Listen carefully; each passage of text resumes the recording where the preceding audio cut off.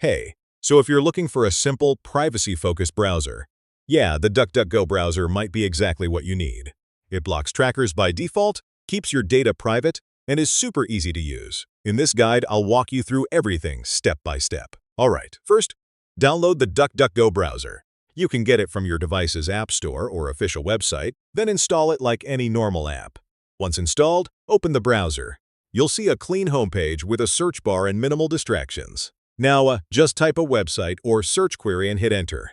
The browser automatically blocks trackers and upgrades connections to secure versions when possible. One of the best features is the Fire button.